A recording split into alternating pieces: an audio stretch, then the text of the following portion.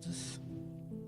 Vamos procurando uma posição bem confortável em nossos assentos. Respirando lenta e profundamente. Mais uma vez.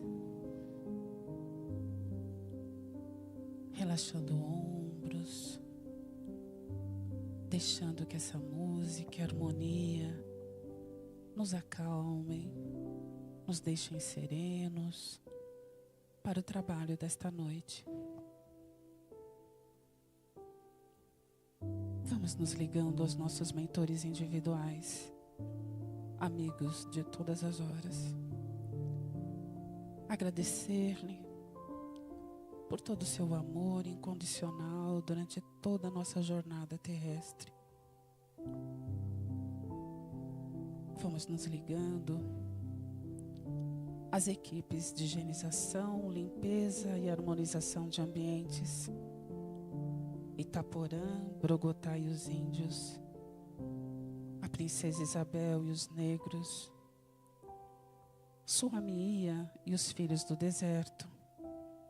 Pedindo-lhes que façam um repasse de limpeza neste salão, nesta casa, se necessário for. Vamos nos ligando à patrona desta casa, Maria de Betânia, que nos acolhe com tanta amorosidade e alegria. Vamos nos ligando aos mentores do trabalho desta noite,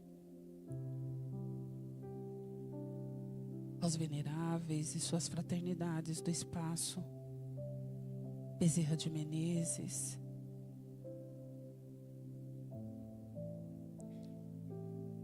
Edgar Armon, Ramatiz, Razim, Hilarion e Emmanuel, saudando-os com a prece das fraternidades. Nosso Divino Mestre Salvador, fortalecei-nos e amparai-nos para que possamos ajudar as forças do bem a transformar o mundo. Veneráveis mensageiros celestes, auxiliares de Jesus, fortalecei-nos e amparai-nos para que possamos ajudar as forças do bem a transformar o mundo. Pai nosso, Criador nosso, fonte eterna de amor e de luz, fortalecei-nos e amparai-nos para que possamos ajudar as forças do bem a transformar o mundo. Que assim seja. Vamos nos ligando a Ricardo, pedindo-lhe que destaque um ou mais de seus cruzados para a guarda e proteção desta casa. Vamos nos ligando a Ismael, anjo tutelar das terras brasileiras. Vamos nos ligando aos apóstolos de Jesus, na figura de Maria de Magdala, exemplo maior de reforma íntima por amor a Jesus. Vamos até a nossa Mãe Santíssima, Maria de Nazaré, pedindo-lhe que derrame sobre nós seu manto de luz, que nos ajude a dulcificar os nossos corações e abri-los para o perdão, para o amor e para a alegria de viver. Vamos até Jesus, nosso Mestre amado, agradecer-lhe por seu Evangelho, por seus ensinamentos, por seu amor, por sua confiança em nosso progresso espiritual. E com Jesus, vamos até o nosso Pai Criador, agradecer-lhe pelo dom da vida, por tudo que somos, por tudo que temos, pelo pão de cada dia, pela bênção desta encarnação, dizendo-lhe humildemente: Pai nosso que estais nos céus, santificado seja o vosso nome, venha a nós o vosso reino, seja feita a vossa vontade, assim na terra como nos céus. O pão nosso de cada dia nos dai hoje, perdoai as nossas dívidas, assim como perdoamos os nossos devedores, e não nos deixeis cair em tentação, mas livrai-nos de todo mal. Que assim seja.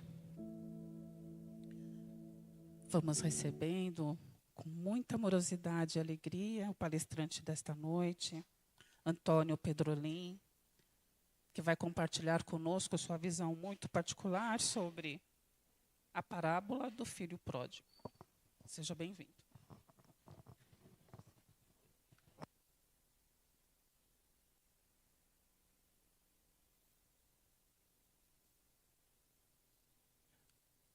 Boa noite.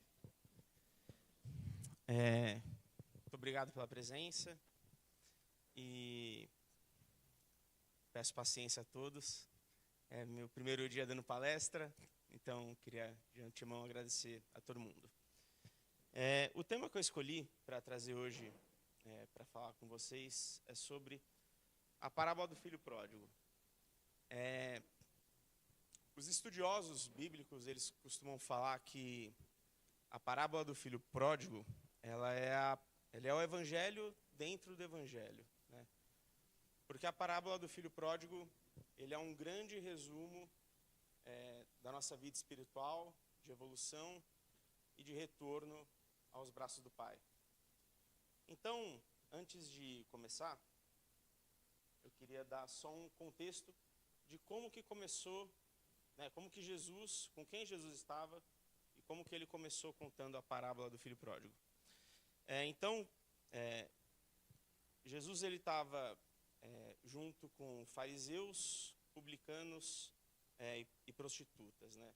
A gente tem que fazer um exercício, inclusive Kardec fala isso no Evangelho segundo o Espiritismo, que para a gente conseguir entender o real motivo das parábolas, né, e a real profundidade das parábolas, a gente tem que entender um pouco da cultura e do contexto da época, né? Então, eu queria fazer um exercício aqui que é como se Jesus hoje estivesse chegando aqui no Brasil e ele estivesse fazendo um almoço, enfim, um jantar, uma reunião com políticos, agiotas e prostitutas, né, para a gente entender mais ou menos qual era o público, né? Jesus ele falava para todos os públicos. Então esse era o público que estava assistindo a Jesus naquele dia. E naturalmente, né, estavam se aproximando dele as outras pessoas. Então o capítulo, né, a parábola do filho pródigo, ela está em Lucas, capítulo 15, e começa assim: estavam se aproximando dele todos os publicanos e pecadores para ouvi-lo. Os fariseus e os escribas murmuravam, dizendo: este acolhe pecadores e come com eles. Por que os fariseus estavam dizendo isso? Porque os publicanos, na época, eles eram os cobradores de impostos.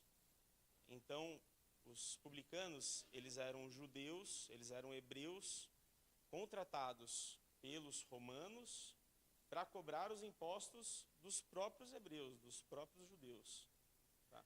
Então, por isso havia uma certa raiva ali. Eles chamavam os publicanos de pecadores. Então, assim começa o capítulo. E nesse capítulo, Lucas relata que Jesus contou 3 parábolas. Que é a parábola da ovelha perdida, a parábola da dracma perdida e a parábola dos 2 filhos.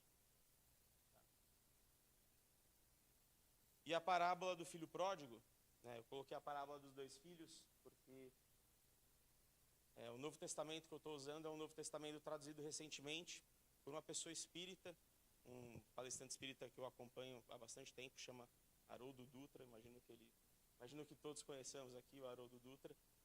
Ele é um produtor de conteúdo espírita super consagrado, eu tenho acompanhado muito ele. Ele traduziu o Novo Testamento sob a ótica espírita. Então, esse Novo Testamento que eu estou usando. Então começa a parábola, né?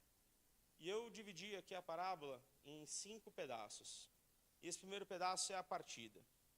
E disse: certo homem tinha 2 filhos. O mais novo deles disse ao pai: pai, dá-me a porção que me cabe da propriedade. E ele repartiu os recursos entre eles. Não muitos dias depois, reunindo todas as coisas, o filho mais novo ausentou-se do país para uma região distante e lá dissipou sua propriedade, vivendo dissolutamente. Então aqui começa a parábola. E acho que aqui a gente começa a entender também qual que é a real profundidade da parábola, né? E aí um outro exercício que eu queria fazer, e é a notícia ruim, né? Que a Bíblia não foi escrita no Brasil, né? A Bíblia não foi escrita em português, então... E essa divisão da propriedade também não é uma propriedade rural, uma fazenda no Mato Grosso de soja. Então a gente tem que entender qual que era o contexto também da época, né? As cidades, as aldeias da região, elas costumavam ter ali 100 pessoas, 200 pessoas, eram aldeias pequenas mesmo. Alguns relatos aí de estudiosos bíblicos que falam que Cafarnaum, por exemplo, tinha 1.500 pessoas. Capaz de ter 1.500 pessoas aqui dentro do Betânia hoje, né? Então, eram regiões pequenas, eram praticamente aldeias, onde as pessoas se conheciam, né? Então, quando o filho mais novo pede o seu pedaço da propriedade para ir embora, ele causa 3 grandes problemas. Ele causa o problema pessoal, o problema dele, ele se afastando do pai, ele se dividindo do pai, ele fazendo um movimento de distanciamento do pai, ele provocando um problema em família, porque eles eram em mais irmãos, eles eram em 2 irmãos, então ele provocando um problema em família, e ele provocando um problema em sociedade, né? Trazendo a dias atuais, se a gente conhecer alguém aí, que o pai e a mãe têm certa propriedade, e o filho por acaso chegar em casa hoje e falar, então pai, vocês vão morrer mesmo? Não querem dividir agora a herança aqui, vou pegar meu pedaço e ir embora, né? Isso causaria um certo problema, tenho certeza disso. Então, se hoje isso daria problema, imaginem isso há 2.000 anos atrás, né? Então, quando o filho mais novo, que é o filho pródigo, ele pede o pedaço dele da herança para ir embora, e ele pede isso porque ele tem uma razão. Ele acha que vivendo longe dos braços do pai, vivendo longe da propriedade do pai, vivendo longe da família, ele vai ter uma vida melhor. Ele, de alguma maneira, vai conseguir viver uma vida sozinho, melhor do que ele teria dentro de casa, dentro dos braços do pai. Então, ele causa um problema pessoal, um problema particular, ele tem um problema agora com a família, e ele tem um problema na comunidade. E então, começa a queda, né? Depois dele gastar todas as coisas, houve naquela região uma fome severa, e ele começou a passar necessidade. E partindo, associou-se a um dos cidadãos daquela região, que o enviou aos seus campos para apacentar porcos. Ele desejava saciar-se com as alfarrobas que os porcos comiam, mas ninguém lhe dava. E aqui novamente, né, a gente vai lendo um pouco, a gente vai aprofundando um pouco na parábola, e parece que cada vez que a gente vai lendo, a parábola vai se aplicando às nossas vidas, né? Então, depois dele gastar todos os talentos que o pai deu para ele, depois dele gastar todos os bens que o pai deu, depois dele gastar tudo aquilo que ele tinha, teve uma fome severa naquela região. Isso é normal também, né? A gente vê isso acontecendo atualmente no Brasil. Você tem uma época de seca aí, as lavouras secam, não dá fruto, não dá legumes, não dá verdura, então isso é normal. Teve uma fome severa na região e ele começou a passar necessidade. E partindo, ele se associa a um dos cidadãos daquela região que o enviou aos seus campos para apacentar porcos. Aqui um fato importante também, por que Jesus colocou essa situação onde ele vai apacentar porcos?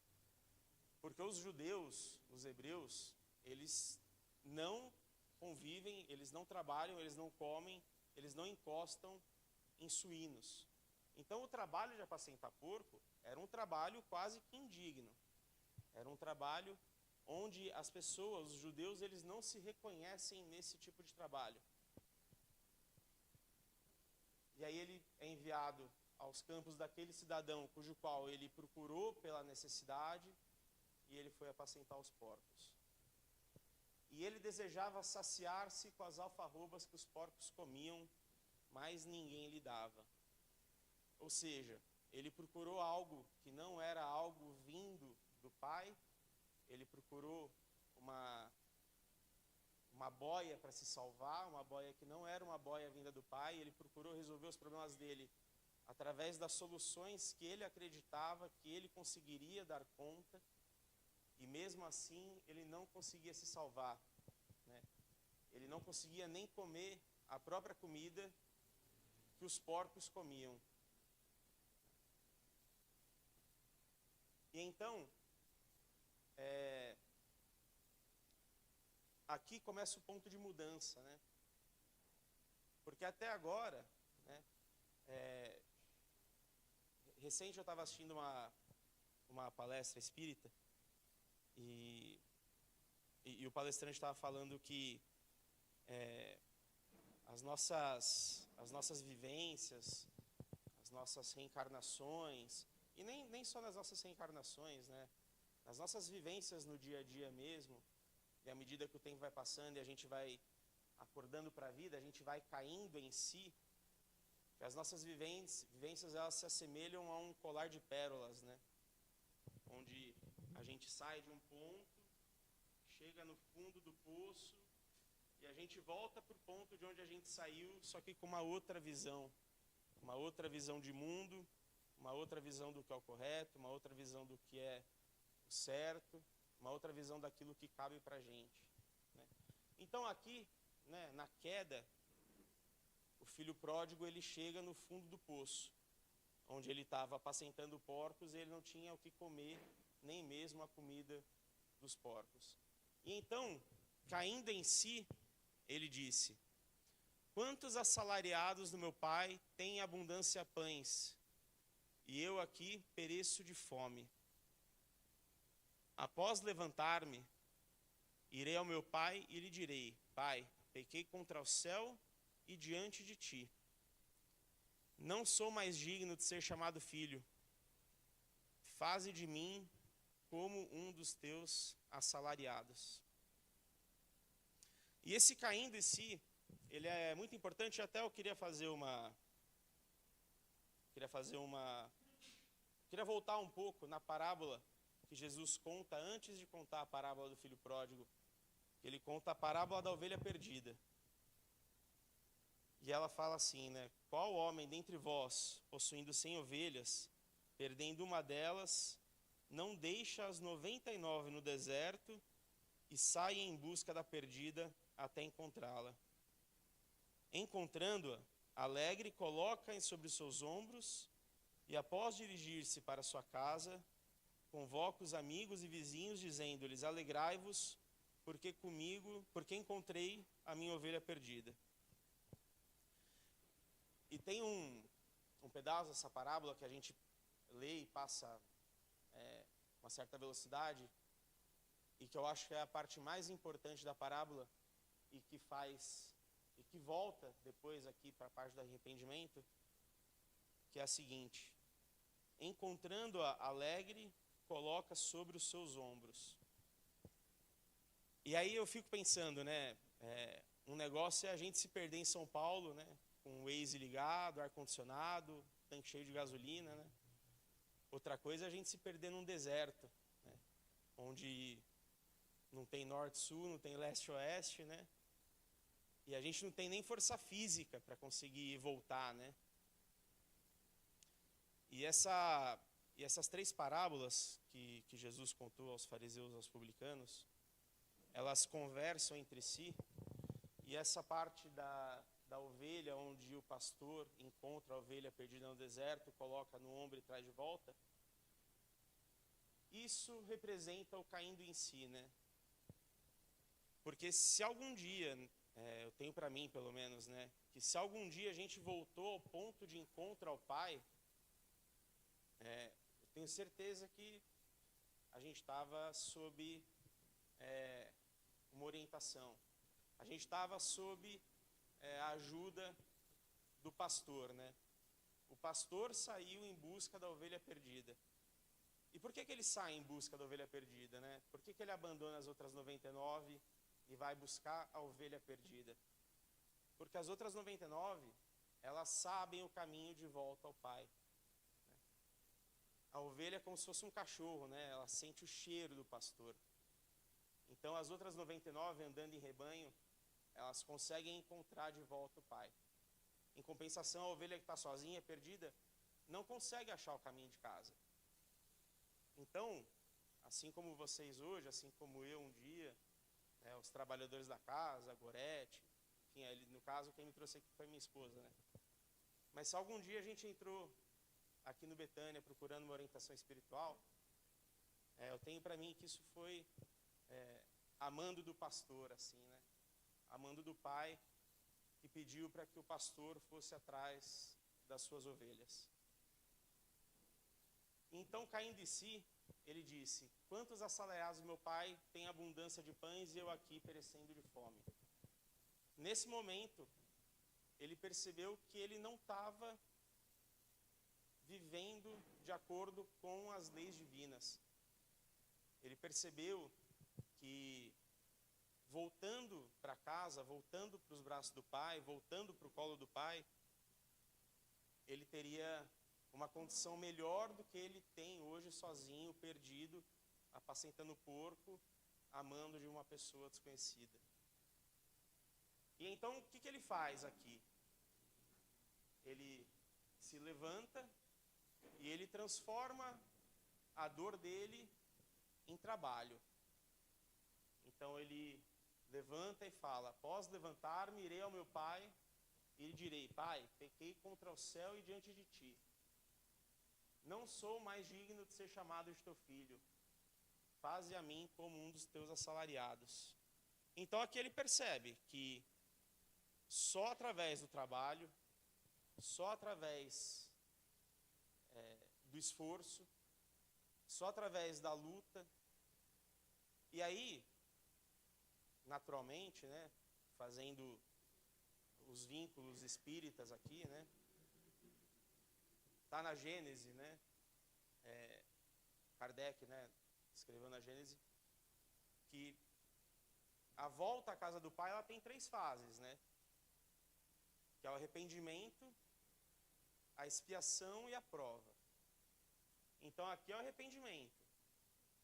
Aqui é o momento onde o filho pródigo percebe que ele está na vala, que ele está perdido, que ele está sem caminho. Tem uma palavra em hebraico que é muito usada no Velho Testamento, inclusive, e que foi traduzida para a Bíblia, né, no Velho Testamento de uma maneira errada, mas tem uma palavra em hebraico que se escreve techuvá, que se fala techuvá. Que techuvá significa literalmente retorno, né? Então, toda vez que a gente lê no Velho Testamento arrependimento, na verdade, é uma tradução da palavra techuvá, que significa retorno. E o que é o retorno? Retorno é o retorno simples, né? Então, estou na Castelo Branco aqui, andando, perdi o caminho, errei, perdi o caminho, errei. E agora, o que eu faço, né? Tem que fazer o retorno. Então, a gente busca o retorno mais próximo, a gente pega o outro lado da via e começa a voltar. Mas volta quanto? O mesmo tanto que a gente foi errado. Então, se eu fui 100 quilômetros errado, eu tenho que voltar 100 quilômetros. Então, o retorno, né, o techuvá, ele representa exatamente isso. A partir do momento onde eu me arrependo e eu busco o retorno, eu começo a praticar as minhas expiações. E aqui a expiação do filho pródigo seria voltar e ser um assalariado do próprio pai.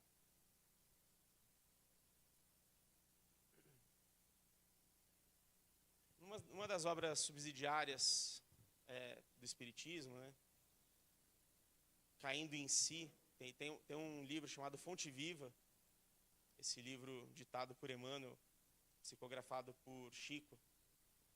E tem um capítulo 88 no Fonte Viva, que é o Caindo em Si.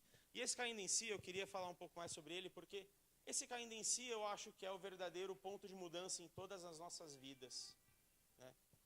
A gente só muda, a gente só consegue mudar, a gente só toma a iniciativa de mudar a partir do momento que aquela dor ela começa a apertar, né? Que o sapato começa a apertar o calo, né? Então, cai com tudo em ti mesmo, sob a bênção de Jesus, e transferindo-te então da inércia para o trabalho, incessante pela tua redenção, observarás surpreendido como a vida é diferente. Então, o que Emmanuel quis dizer aqui?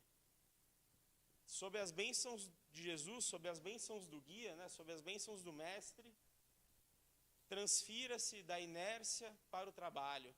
Então a gente fica, mas meu irmão, minha irmã, meu pai, minha mãe, meu trabalho, lá em casa. Tá bom, ok, são as dores do dia a dia, né? Mas e o trabalho? Quando a gente vai sair da inércia, quando a gente vai sair dessa zona de conforto e a gente vai começar a trabalhar pelo bem, né? Não trabalhar buscando se livrar daquele problema, né? Não adianta a gente buscar aquela coisa, né, que o pessoal fala, não, vou me dar bem com essa pessoa para não ter que voltar com ela na próxima reencarnação, né? Isso não é uma verdade, né? Então, assim, a gente não tem que se livrar daquela pessoa para não voltar com ela na próxima reencarnação. A gente tem que transformar as nossas relações, que eventualmente são relações ruins, em relações boas. A gente tem que transformar. Quando Jesus fala, né, perdoai 7 vezes, não é 7 vezes, 7 vezes 70. Então, não é a questão de perdoar para nunca mais voltar com aquela pessoa na próxima encarnação. A gente tem que perdoar de coração mesmo, né? Orar pelos nossos inimigos.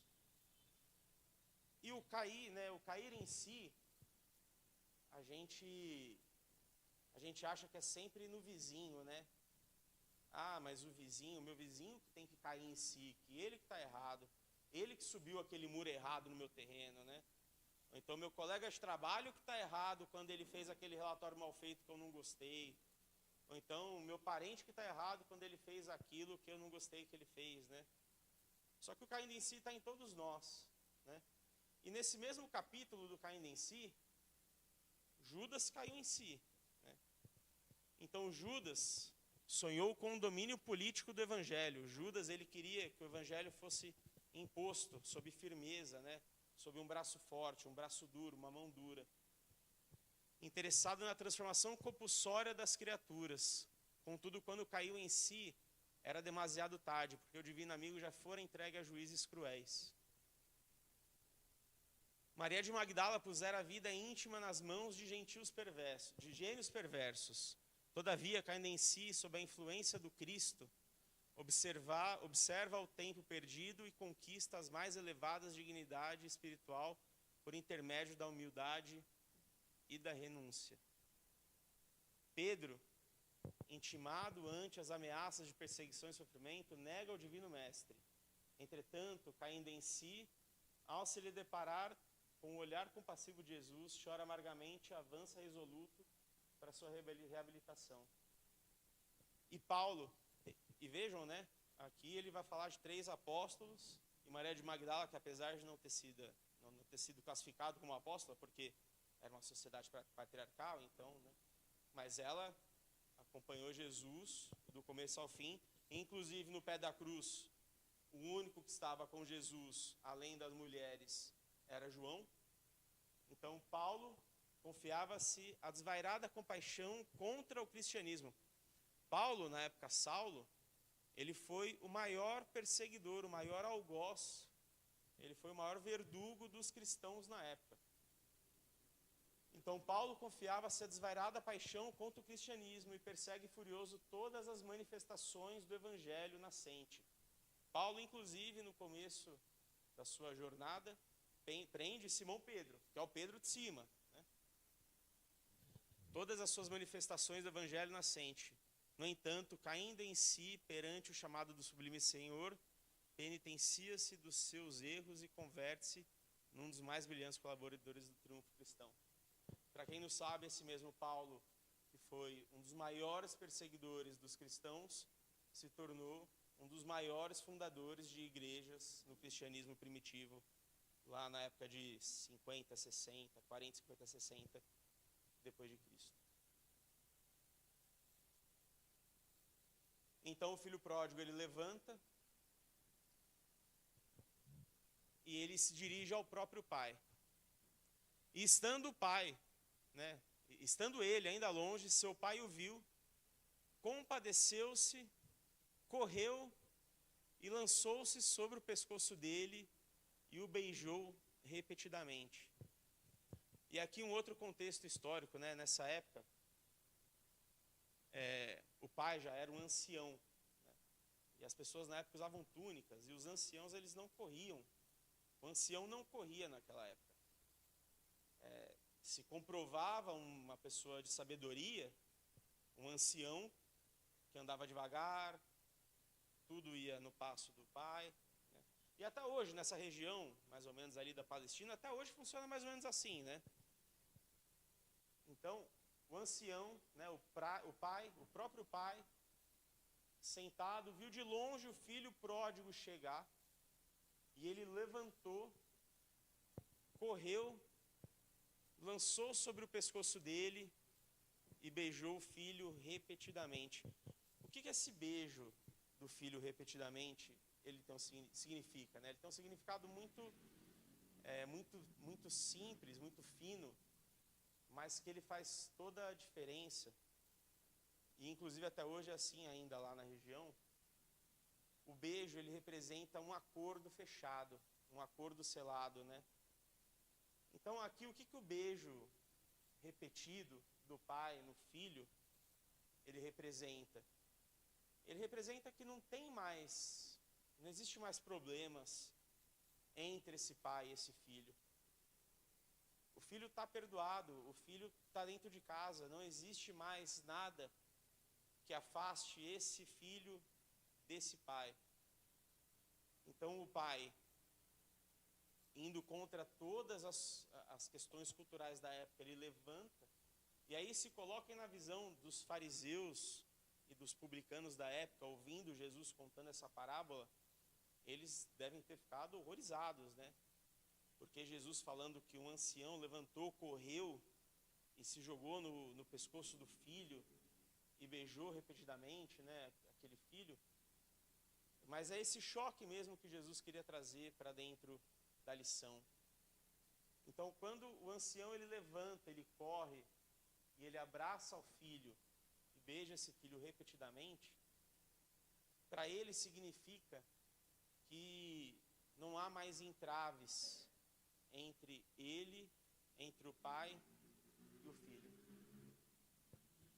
Disse-lhe o filho: Pai, pequei contra o céu e diante de ti, não sou mais digno de ser chamado teu filho. Disse o pai para os seus servos: Trazei para fora a principal estola e vestiu. Dai um anel para sua mão e sandália para os seus pés. Vejam, né? Que o pai nem deixa o filho terminar de falar aquilo que ele tinha programado dizer, né? O filho nem chega a pedir para o pai para ser um dos seus servos, para trabalhar ali na sua terra. O pai já abruptamente ali interrompe o filho, pede para o servo trazer uma roupa, né? A estola é uma roupa festiva, né? Então pede para o servo trazer uma roupa, pede para o servo dar um anel e pede para o servo trazer as sandálias. Trazei o novilho cerrado, sacrificai-o e nos deleitemos comendo. Porque este meu filho estava morto e reviveu, estava perdido e foi encontrado, e começaram a deleitar-se. Naquela época também não tinha geladeira, tá, pessoal? Então, quando o pai manda matar o novilho, né? O que ele está dizendo aqui? Né? O que Jesus está querendo dizer aqui? Que a festa que o pai vai dar é para a aldeia inteira. Então, todo mundo da aldeia, que lá no começo da parábola, viu o pai sendo humilhado pelo filho, viu o filho quebrando as estruturas familiares, viu o filho causando um alvoroço ali, né? Perdendo as estribeiras, pegando tudo que tinha, indo para fora, gastando tudo. Então o pai manda matar um novilho e dar uma festa para a aldeia toda. É o pai mostrando para a aldeia que não há mais nada de errado naquela relação.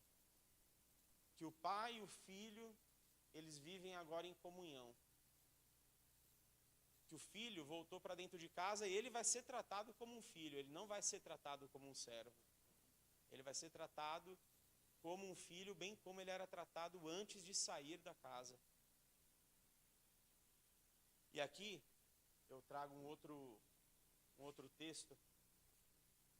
Tem uma cena lindíssima no livro do Paulo Estevão. Não sei se todo mundo chegou a ler o livro do Paulo Estevão. O livro do Paulo Estevão também, psicografado por Chico, ditado por Emmanuel, fala do cristianismo primitivo e fala justamente da história de Saulo de Tarso, que era o perseguidor dos cristãos, e então na porta de Damasco, indo perseguir mais cristãos na porta de Damasco, Jesus aparece para ele, ele fica cego, cai do cavalo, e ele fala para Jesus, né, essa história é comum, né? E ele fala para Jesus, né, Pai, o que queres de mim? E então ele começa, a partir dali, o seu colégio apostólico, né? Começa a trabalhar no colégio apostólico deixado por Jesus. E tem uma cena no Paulo Estevão, mais para o final do livro, quando ele já não é mais Saulo, quando ele já passou a ser Paulo, quando ele passou a ser um pregador do Evangelho, quando ele passou a ser um cristão, quando ele passou a ser o apóstolo dos Galileus, onde ele passa 2 anos preso em Cesareia, né? Então, Paulo estava na cidade, foi preso, ficou 2 anos preso em Cesareia, ele reclama para o governador daquela cidade, por ele ser um cidadão romano, Paulo era um cidadão romano, ele reclama para aquele governador da cidade que ele queria ser levado ao César, então, por ser um cidadão romano, ele tinha esse direito, e o governador manda ele ir a César. Então, há todo um preparativo, e Paulo ele sobe numa embarcação e vai parando de porto em porto até chegar em Roma. E de porto em porto, Paulo, né, que antes era Saulo e um perseguidor dos judeus, aliás, dos cristãos, e que matou muitos cristãos e condenou muitos cristãos e causou muito mal perante, né, a comunidade cristã. Na caminhada que ele faz, indo aos portos e parando de porto em porto, ele é recebido por todas essas pessoas que antes ele perseguia. Então ele é recebido pelos velhos, pelos jovens, pelas crianças, pelos cristãos, pelos doentes. Ele é recebido e as pessoas clamam por ele, clamam para que ele fique, para que ele continue pregando, para que ele continue propagando o cristianismo. E tem esse pedaço do livro, que eu acho um pedaço assim, uma cena lindíssima, porque aqui é onde mostra que a gente repara o nosso erro perante os nossos desafetos, né? Tanto o nosso erro pessoal, quanto o nosso erro para com aquela pessoa que a gente cometeu o erro, e para com a comunidade que a gente vive, né? Então, subitamente recordou a velha cena da prisão de Pedro, quando ele, Paulo, que antes, né, era Saulo, arvorado em verdugo dos discípulos do Evangelho, visitar a igreja de Jerusalém, chefiando uma expedição punitiva. Aquele carinho do povo que lhe falavam brandamente a alma, significava que já não era o algoz implacável, que até então não pudera compreender a misericórdia divina. Traduzia a quitação do seu débito com a alma do povo. E é isso que acontece quando a gente repara os nossos erros. Naturalmente, cada um com o seu erro, cada um com o seu caindo em si, né? E aí, não somos nós, palestrantes, dirigentes, trabalhadores da casa, não somos nós que vamos falar para cada um onde que é o seu caindo em si. Esse é um trabalho de reforma íntima, esse é um trabalho de análise pessoal.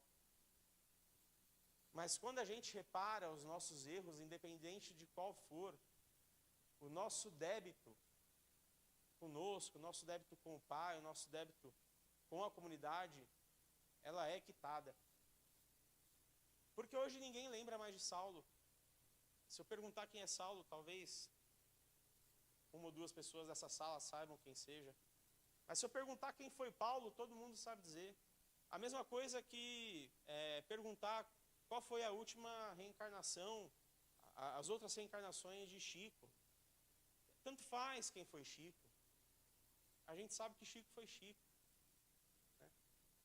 Tanto faz quem foi Pedro. Para a gente não faz diferença que Pedro negou Jesus na cruz 3 vezes. Para a gente faz diferença que Pedro reconheceu o erro. E ele foi a pedra fundamental cujo qual a Igreja Católica foi fundada.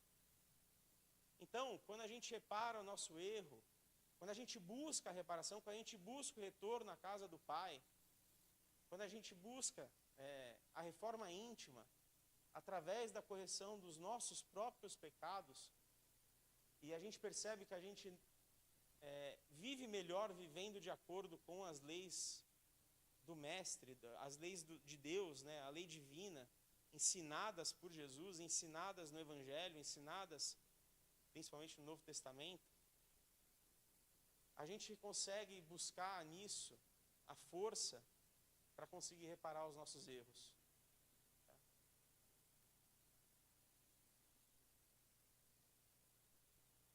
E aí tem um outro problema ainda, né? Que é o irmão mais velho, porque todo mundo que lê essa parábola só lê a parte do filho pródigo, né? Então o pessoal lê a parábola e fala, bacana, saiu de casa, gastou tudo, não tinha o que comer, passou fome e voltou para a casa do pai, né? E o pai e ele se abraçaram e viveram felizes para sempre. Na verdade, não.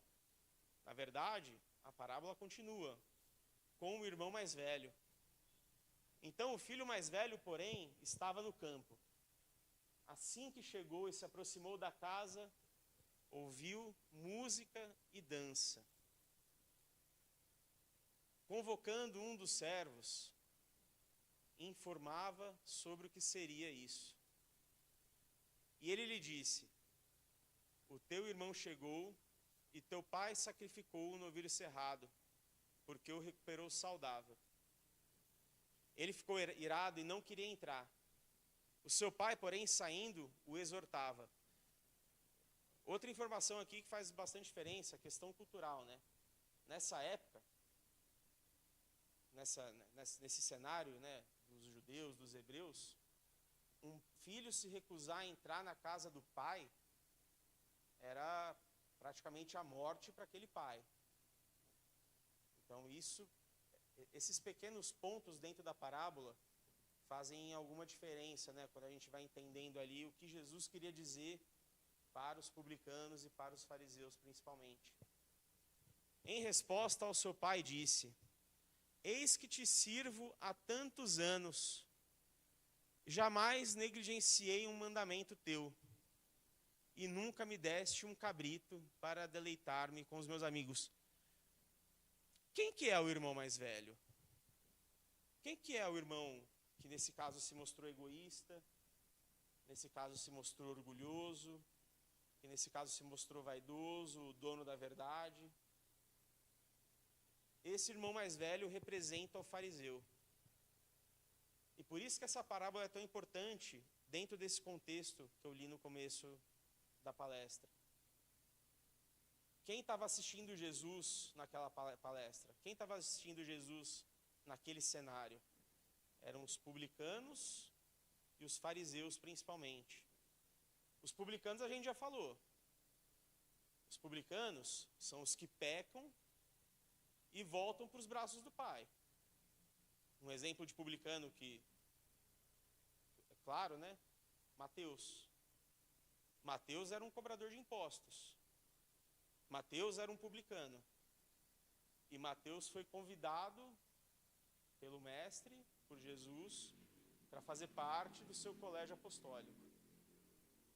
Então, quando Jesus chama Mateus para fazer parte do colégio apostólico dele, aquilo perante os outros apóstolos, inclusive, e perante os judeus da época, aquilo era uma loucura. Você chamar um cobrador de impostos judeus, amando do governo de Roma, que cobrava os próprios irmãos, para fazer parte ali daquele colégio, para fazer parte ali do evangelho. Então, quem que é o filho pródigo?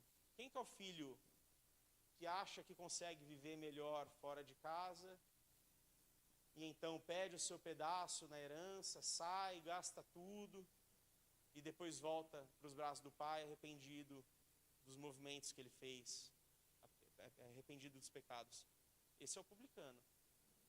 E quem que é o filho orgulhoso, o dono da razão, o egoísta, que ficou do lado do pai, mas aparentemente não ficou de boa vontade? Esse é o fariseu. Esse filho mais velho representa o fariseu. Então, qual que é o recado que Jesus está passando para as pessoas que assistiam aquela palestra, que assistiam aquele discurso, que assistiam aquelas parábolas naquele dia?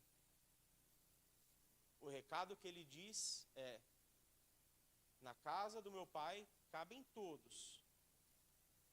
Na casa do meu pai cabem todos. Cabem os publicanos e cabem os fariseus. Naturalmente, cada um procurando o seu caminho e buscando cair em si.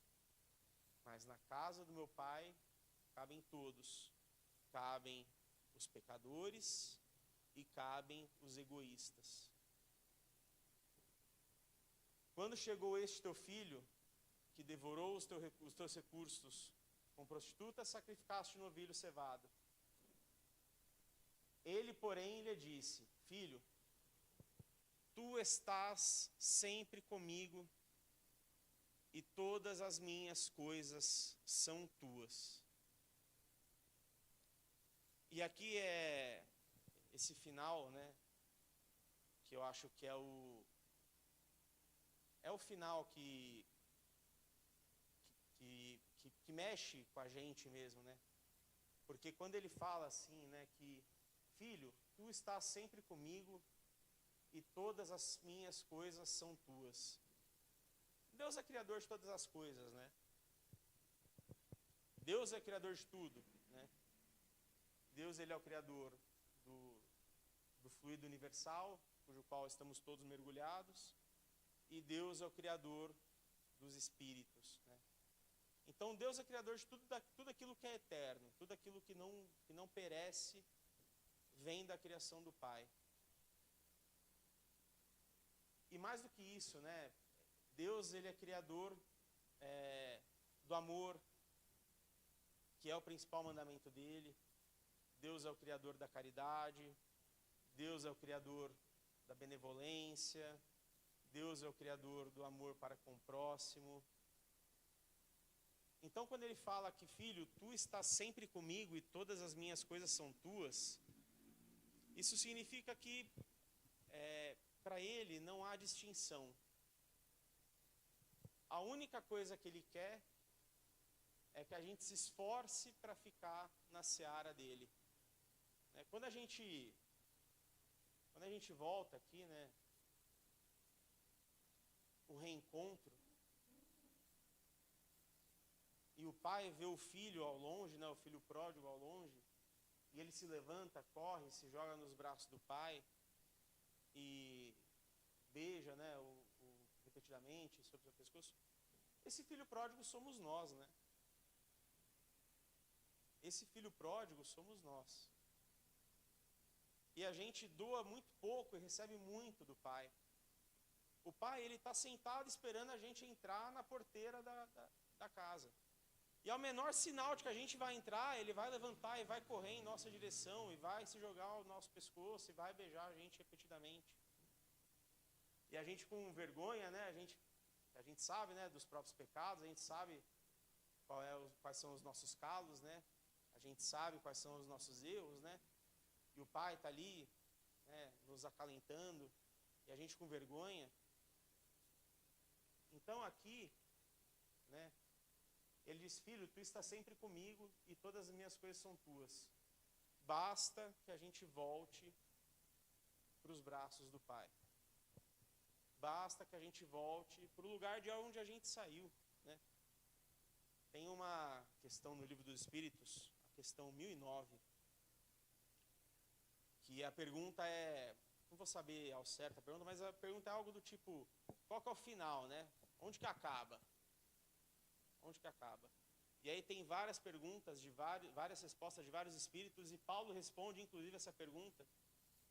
E Paulo diz assim: gravitar em torno da unidade divina. Esse é o nosso fim. A nossa evolução, ela é tão certa quanto 2 mais 2 são 4. Só depende da nossa vontade de dar o passo e trabalhar na seara do Pai. Só depende de nós o cair em si. Só depende de nós ter a força de vontade, o trabalho, levantar e deixar ser carregado pelo pastor. Só depende de nós. Era necessário, porém, nos deleitarmos e alegrarmos, porque este teu irmão estava morto e reviveu, perdido e foi encontrado. E na parábola da ovelha perdida, Jesus termina a parábola dizendo: eu vos digo que, desse modo, haverá mais alegria no céu por um pecador que se arrepende do que por 99 justos que não têm necessidade de arrependimento. Foi isso que ele quis dizer. O filho pródigo estava morto, estava perdido, estava descolado das leis divinas. O filho pródigo não tinha encontrado a razão de si mesmo. Ele não tinha encontrado um motivo, ele não tinha encontrado força, ele não tinha encontrado lugar, ele estava deslocado. E aí o pastor encontra o filho, coloca o filho nas costas, a ovelha nas costas, e traz essa ovelha de volta para o rebanho, para as outras 99 ovelhas. Então era necessário, porém, nos alegrarmos, porque esse teu irmão estava morto e reviveu, estava perdido e foi encontrado. E aí, agora no final, antes de encerrar, eu queria deixar um outro recado, porque, vejam, né, a parábola não tem um final, né? Não tem um final lá que, no final, o pai e os 2 filhos viveram felizes para sempre, né? A parábola termina em aberto, né? Ela termina quase que como um convite para a gente, né? Ela não fala se o filho mais velho entrou na festa ou não entrou na festa. Então ela fica como um convite para a gente, né? A festa está aqui. O novilho já tá morto. A gente vai entrar na festa ou a gente vai continuar com o nosso orgulho, com a nossa vaidade, com o nosso egoísmo, com a nossa ira, né? Em que lugar a gente vai ficar dentro da festa, né? Do lado de fora ou do lado de dentro? E aí eu trago esse trecho do Paulo Estevão também, e é bem no finalzinho, depois que Paulo é morto. Então, ele é morto, ele é recebido no plano espiritual pelo próprio Jesus. E o mestre sorriu indulgente e carinhoso e falou: sim, Paulo, sê feliz. Vem agora a meus braços, pois é da vontade do meu Pai. Vejam, né? Toda vez que Jesus fala, ele nunca toma autoria perante as lições que ele deixa, né? É sempre a vontade do Pai. E Paulo, inclusive, escreve isso em uma das cartas, se eu não me engano é em Gálatas, né? Ele fala que já não sou eu, mas quem vive, sim o Cristo que vive em mim. Então ele fala assim: Paulo, sê feliz. Vem agora a meus braços, pois é da vontade do meu Pai que os verdugos e os mártires se reúnam para sempre no meu reino. Então, todos nós vamos chegar lá. Isso é um fato. A evolução, ela é um fato para todos nós. A lei divina, a lei de Deus, ela se aplica do Cristo à bactéria. A lei da evolução, ela se aplica do Cristo à bactéria. Do mesmo jeito onde a gente planta e aquela árvore, aquela semente cresce e dá frutos, do mesmo jeito onde aquela planta ela cresce e dá flores, a gente também cresce e evolui.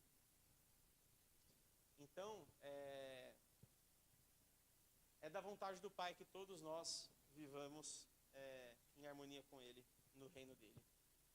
Tá bom? Acho que eu encerro por aqui. Acho que eu encerrei um pouco mais cedo, talvez. Mas, muito obrigado a todos. Obrigado pela presença. Espero que tenham gostado. Até a próxima.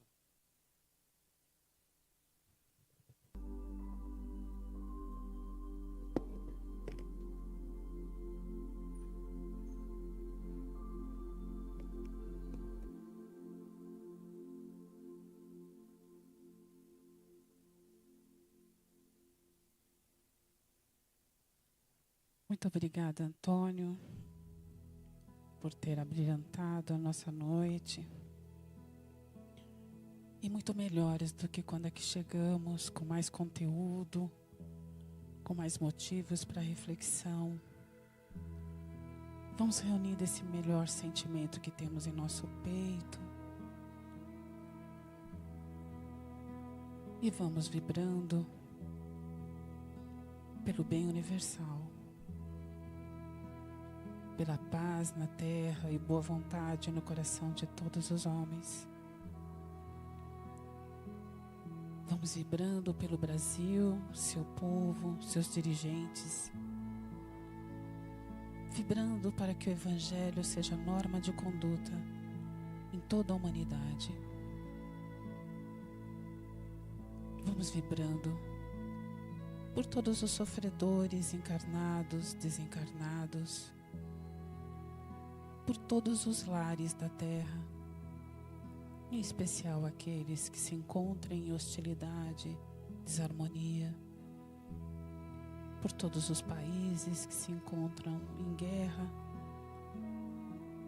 vibrando para que o amor, a misericórdia de Jesus alcance o coração dos dirigentes.